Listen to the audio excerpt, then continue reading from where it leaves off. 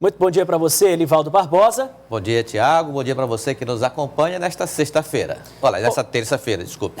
Sexta só depois, agora não.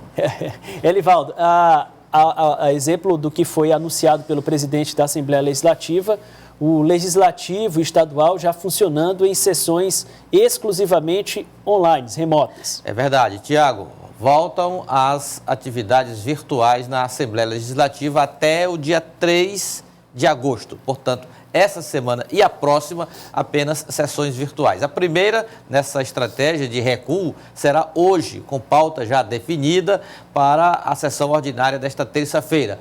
O motivo foi exatamente proteger a Assembleia e acompanhar mais os protocolos em relação ao serviço público do Estado e da Prefeitura da capital. A partir do dia 3 de agosto, o presidente Temístocles Filho já orientou, decidiu, junto com a mesa diretora da Casa e também com os blocos e líderes partidários, que a Assembleia retomará as atividades, as sessões presenciais. Com relação à Câmara Municipal de Teresina, permanece a sessão mista às quartas-feiras. O vereador e presidente da Casa, Jeová Alencar, Tiago, determinou que as testagens em servidores e até nos parlamentares foi feita de forma ampla e que permite o funcionamento com todo o cuidado por parte dos vereadores que podem ir ao plenário, com restrições ao público, a assessorias, enfim, e a imprensa também, mantendo aí o distanciamento, higienização e tudo mais, mas é possível permanecer com a sessão mista.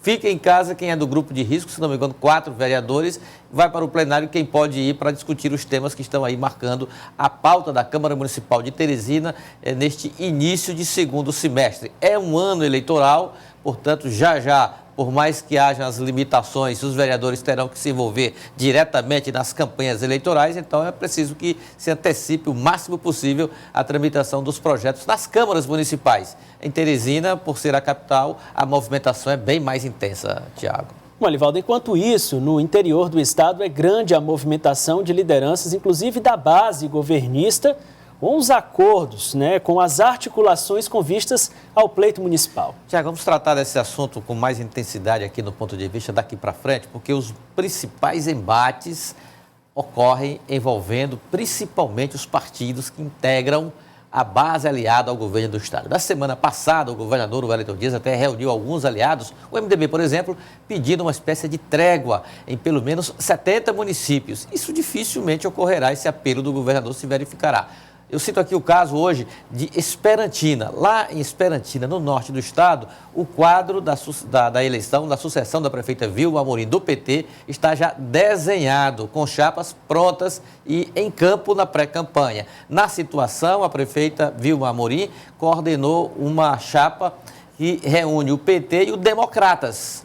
O PT com a professora Jesus, essa que está no meio aí da foto, à esquerda a prefeita Vilma Amorim e o professor Leônidas, que é do Democratas. Essa é a chapa da situação. Essa chapa foi construída ainda com a influência direta do ex-deputado Assis Carvalho. Houve uma resistência muito grande, uma confusão muito grande, mas agora o consenso predominou. PT e Democratas em Esperantina. Na oposição, eu destaco um forte grupo que já disputa o poder com o PT desde 2012 em Esperantina, liderado pelo MDB. A chapa também está formada aí com a empresária Ivanária Sampaio, que é a esposa do presidente da Assembleia, Temístocles Filho, tendo como vice o médico Sampaio Júnior. Tiago, aí a coligação é MDB e PTB. MDB e PTB é a coligação da oposição aí, liderada pelo MDB. E também há uma candidatura alternativa do Republicanos, encabeçada pelo empresário Zezinho do Sorvete. Eu conversei ontem com o deputado Flávio Nogueira, que é o idealizador dessa aliança, confirmando que o empresário será mesmo candidato à prefeitura de Esperantina. Na região norte também, outro embate forte que ocorrerá entre progressistas e PT será em Pedro II. Até falei ontem no Jornal do Piauí que a ex-prefeita Neuma Café, filiada ao PL. Não, ela é filiada ao PT. Filiada ao PT e candidata à prefeitura de Pedro II pela oposição ao prefeito Avilmar Martins, que tem Betinha Brandão, esposa do deputado Wilson Brandão, os dois do Progressistas, disputando o poder lá no município de Pedro II. A gente percebe, então, que são os grandes partidos que integram a base aliada, disputando aí o poder em municípios grandes e importantes no norte do estado, Tiago. Bom, significa dizer, Elivaldo, que o governador Wellington Dias deve, mais uma vez, usar de toda a sua habilidade, né, no intuito de apaziguar arestas, acalmar os ânimos nesse sentido, para não minar a própria base dele. Afinal de contas, o governo segue. No entanto, é inevitável que existam esses palanques diferentes, divergentes nesses municípios. Você falou em 70 municípios. 70 municípios. Vê se de algum modo se faz lá uma aliança, um acordo para evitar esses choques de partidos da base aliada. Mas alguns municípios, e grandes inclusive, esses choques serão inevitáveis. Citei aí o caso de Esperantina, só no norte. Cito aí também o caso de Pedro II, Piripiri, Parnaíba, Piracuruca. Eu não sei como é que fica a situação em Altos. Aliás, em Altos não, em Campo Maior, mas em muitos municípios só do norte. Depois eu falo para o sul. Esses embates serão inevitáveis. E na capital Teresina também temos aí, por exemplo, o Progressista no campo e o PT em outro. Enfim, a unidade da base governista estará à prova nas eleições municipais deste ano, como esteve em 2016. Em 2016 houve muito embate, mas as sequelas foram saradas a tempo da manutenção da base governista na eleição de 2018, em que o governador Wellington Dias foi reeleito com MDB, progressistas e toda a base que construiu aí desde 2014. Vamos falar com o Fenelon Rocha? Sim. Vamos acrescentar o Fenelon a essa discussão, trazendo aqui, o Fenelon vai nos destacar a prorrogação de uma discussão lá na Câmara Federal acerca do projeto de prorrogação do Fundeb, né? O Elivaldo já previa aqui que teríamos lá um embate político muito forte, porque não há uma proposta de consenso. O que o governo usa na proposta dele, na verdade, não agrada a uma parte da Casa dos Parlamentares, e essa votação foi adiada, Fenelon.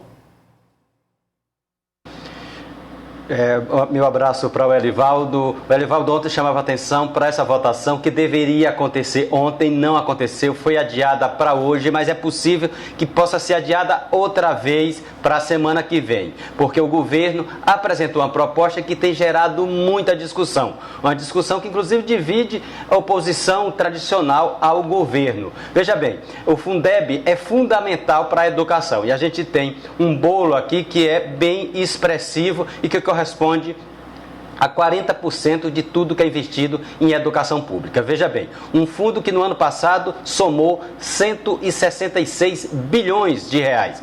E aí, algumas mudanças estão mais ou menos definidas. Governo e oposição consideram importante. Primeiro, deixa de ser um fundo provisório e passa a ser um fundo permanente. Segundo, a União, que hoje tem 10% de participação desse fundo, passa a ter uma maior participação.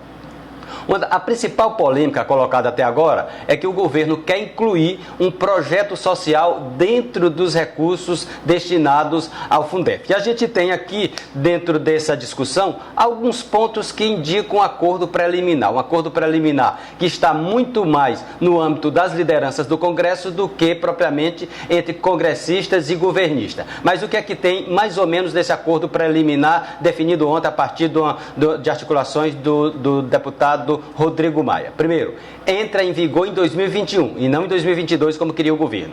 Segundo, haverá um recurso destinado, 5% do bolo, para educação infantil. Esse gesto aí é um gesto de aproximação com o governo. Por quê? Porque o governo quer criar dentro do Renda Brasil, vamos lembrar, o Renda Brasil é uma espécie de Bolsa Família ampliado, quer criar o Vale Creche. E esse Vale Creche seria financiado precisamente por esses 5% destinado à educação infantil. A ideia do governo é criar um benefício que geraria R$250 mensais por cada criança beneficiada. E isso significaria, em 2021, mais de 6 bilhões de recursos investidos. O governo ontem apresentou, no final da noite, Tiago e Elivaldo, uma proposta que pode ser uma conciliação importante. Ele acenou em aumentar ainda mais a participação do governo. No relatório da Câmara estabelece sair de 10% para 20%.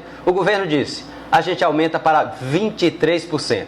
Mas desses 23, 5 serão destinados para esse programa, o Vale Creche. É uma tentativa do governo de ampliar os recursos para o Renda Brasil, embora a oposição diga que esse recurso, esse artifício de colocar dentro do Fundef é uma forma de romper o teto de gastos, Elivaldo e Tiago.